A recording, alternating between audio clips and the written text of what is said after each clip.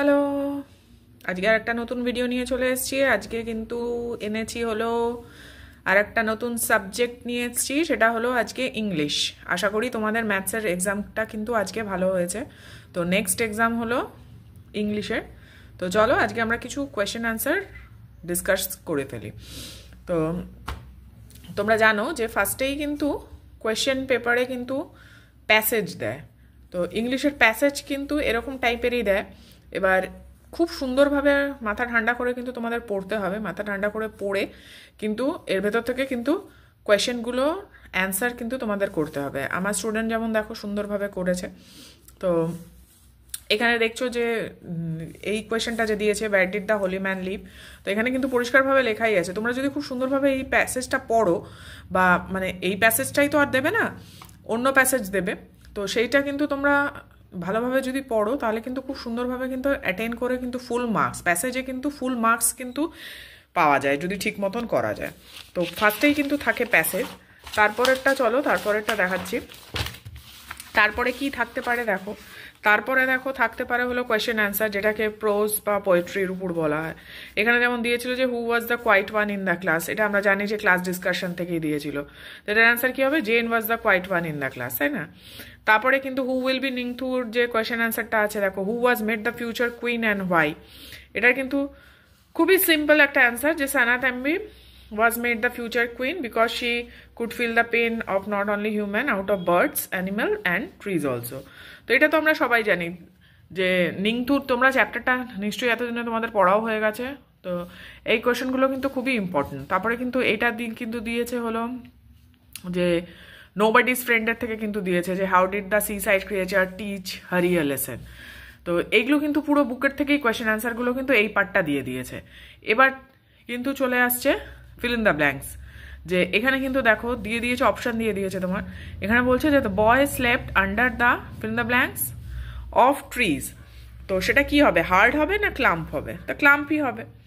তারপরে কিন্তু বলছে এগুলো কিন্তু তোমাদের মানে গ্রামারের ব্যাপার, তো এগুলো কিন্তু তোমরা একটু যদি বুদ্ধি দিয়ে করো তাহলেই কিন্তু তোমাদের ফুল মার্কস, এগুলোতে কিন্তু পুরো ফুল মার্কস তোমরা কিন্তু পেয়ে যাবে। এখানে কি বলছে দেখো, rewrite the sentence using suitable pronoun instead of underlined ওয়ার্ডস। তো কি বলছে দেখো, এখানে বলছে যে যে আন্ডারলাইন করা যে ওয়ার্ডটা আছে সেইটাকে কিন্তু চেঞ্জ করে নতুন একটা ওয়ার্ড দিয়ে কিন্তু এই সেন্টেন্সটাকে পুরো করতে বলছে। তো আন্ডারলাইন কি আছে?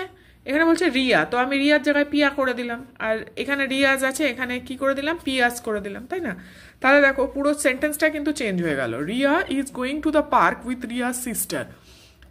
আর আমি যদি এখানে লিখি যে Piya is going to the park with পিয়ার সিস্টার, তাই না? তো এটা কিন্তু পুরো টোটালি কিন্তু দেখো নামটা চেঞ্জ হওয়াতে কিন্তু পুরোটাই কিন্তু চেঞ্জ হয়ে গেল। তারপরে কি বলছে দেখো, এটাও fill in the blanks if are or দিয়ে করতে হবে, যে do you like football fill in the blanks cricket.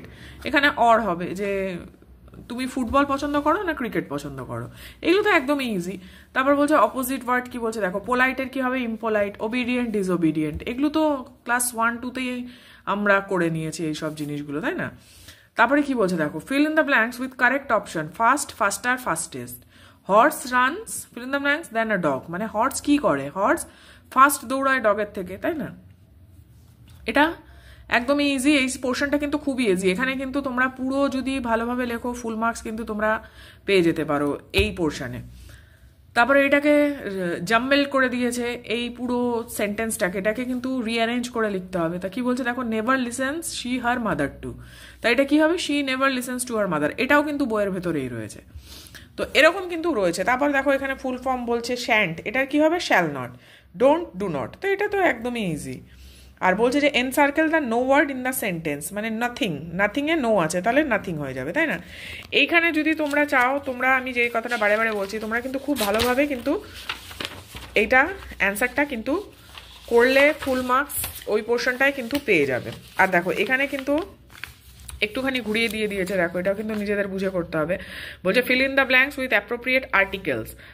আমার স্টুডেন্ট কিন্তু এটা ভুল করেছে, যে Ashish is fill in the blanks well mannered and fill in the blanks honest বয়।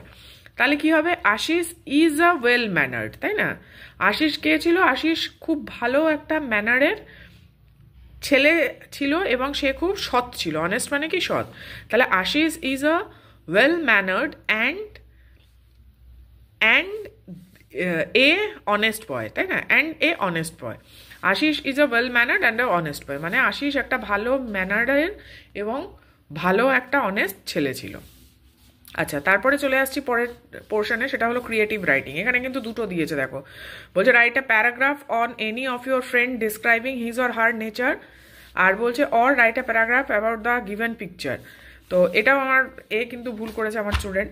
তো এই জিনিসটা কিন্তু খুবই ইজি, এটা কিন্তু অনেকটা নাম্বার ক্যারি করছে। এইটা যদি ঠিক করে করতে পারো, এই দুটোর মধ্যে যে কোনো একটা লিখতে হবে। তুমি যদি ভাবো যে তোমার ফ্রেন্ডের ব্যাপারে কোনো কিছু লিখবে, তাহলে সেটাও লিখতে পারো, বা এখানে যে এই পিকচারটা দিয়ে দিয়েছে এটাকেও কিন্তু ভালো করে ডেসক্রাইব করে এখানে কিন্তু তুমি জায়গা যে রয়েছে সেখানে কিন্তু করে নিতে পারো। তো এখানে তো ট্রাফিকের উপরে দিয়েছে, তো ট্রাফিক উপরে যদি তোমরা পড়ে থাকো তাহলে সেটা করতে পারো, বা তোমাদের ফ্রেন্ডের উপরে যদি কিছু পড়ে থাকো তাহলে সেই জিনিসটা কিন্তু করে নিতে পারো। এবার চলে আসি পরের পোর্শনে। দেখো বলছে কি স্পেলিং, এখানে 3টে দিয়ে দিয়েছে, কোনটা রাইট হবে সেটা তোমাদের করতে হবে। গ্রাম্পি স্পেলিং কি, এটা হলো গ্রাম্পি স্পেলিং। তো এই দুটো কিন্তু করেনি আমার স্টুডেন্ট, কিন্তু একদমই করেনি। তো এগুলো কিন্তু তোমরা নিজেরা কিন্তু করে নেবে। তারপরে কি দেখো, তারপরে দিয়েছে লাস্ট পোর্শনে চলে এসেছি একদম, আর এখানে কিন্তু দিয়ে দিয়েছে যে কমপ্লিট দ্য স্পেলিং, ঠিক আছে, and make a meaningful word. তো এটা কিন্তু একদমই ভুল লিখে দিয়েছে। আর এটা তো কি হবে, এটা ক্যাপ্টেন হবে, CAPTAIN, ক্যাপ্টেন এটা হয়ে যাবে। আর এখানে হলো হ্যান্ডরাইটিং, হ্যান্ডরাইটিংয়ে 5 নাম্বার থাকে। তো এখানে যদি পুরোটা সুন্দরভাবে লেখো তাহলে কিন্তু পুরো সুন্দর করে লিখতে হবে, অনেকটাই সুন্দর করে কিন্তু লিখে দিতে হবে, তাহলে কিন্তু 5-এ 5ই পেয়ে যাবে। আচ্ছা, তারপরে রাইমিং ওয়ার্ডস, ফ্রেন্ডের কি হতে পারে, এন্ড আর ব্লেন্ড হতে পারে, তাই না? রাইমিং ওয়ার্ডস মানে মিলিয়ে, একটা ওয়ার্ড আছে সেটার সাথে মিলিয়ে আরও দুটো করতে হবে, তাহলে ফ্রেন্ড এন্ড ব্লেন্ড। তো এটা একদমই ইজি হয়ে গেল।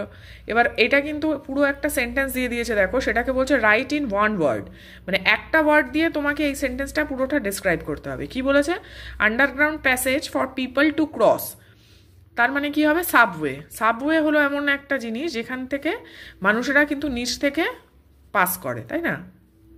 আর এখানে কি বলছে, এনসার্কেল দ্য অড ওয়ান, এটাও আমার স্টুডেন্ট পুরোই ভুল লিখেছে। কি দিয়েছে দেখো, প্লেজার, এনজয়মেন্ট, সরো। এবার প্লেজার মানে আনন্দ, এনজয়মেন্ট মানেও আনন্দ, সরো মানে কি দুঃখ। এবার কি হলো, প্লেজার আর এনজয়মেন্ট তো একই রয়েছে, তাই না? অড ওয়ান কোনটা হলো, সরো।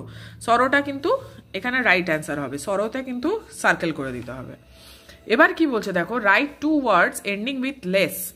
লেস দিয়ে এমন দুটো ওয়ার্ড বানাতে হবে যেটা ওয়ার্ডটার পিছনে লেস থাকে, তাহলে কি হবে, হোপলেস, ফ্রেন্ডলেস, তাই না? হোপলেস আর ফ্রেন্ডলেস, আরও অনেক কিছুই হতে পারে, মাদারলেস, কেয়ারলেস, এইসবও হতে পারে। তো এটার অ্যান্সার কিন্তু এটা হয়ে যাবে। আর কি বলছে, give 2 describing words for Sanatombi according to the chapter who will be the ningthou. তো সানা টাম্বির ক্যারেক্টারের ব্যাপারে আমরা জানি যে ও খুব ভালো ছিল, ও সবাইদের পেন বুঝতে পারতো, খুব সফট হার্টেড ছিল, খুব সুন্দর ছিল। তার সব থেকে ইজি হলো কি, সফট আর বিউটিফুল, এই দুটো হলো ওনার ক্যারেক্টারের, কিন্তু এই দুটো তোমরা লিখে দিতে পারো। তো যেটা তোমাদের সাথে বললাম আর কি, যে একদমই কিন্তু ইজি রয়েছে, আর পুরো কিন্তু তোমাদের পড়ার ভেতরেই কিন্তু চলে এসছে। তো তোমরা ভালো করে 5 তারিখে এক্সামটা দাও।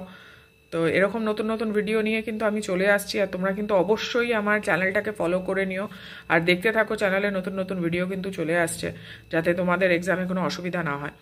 তো আমি কিন্তু এরকম শেয়ার করতেই থাকি, আর যদি কোনো জায়গায় অসুবিধা হয় তাহলে অবশ্যই আমাকে মেসেজ করে জানিও যে কোথায় অসুবিধাটা হচ্ছে, তাহলে আমি কিন্তু বুঝিয়ে দেওয়ার চেষ্টা করব। তো চলো, নতুন আরেকটা ভিডিও নিয়ে আবার চলে আসবো। All the best.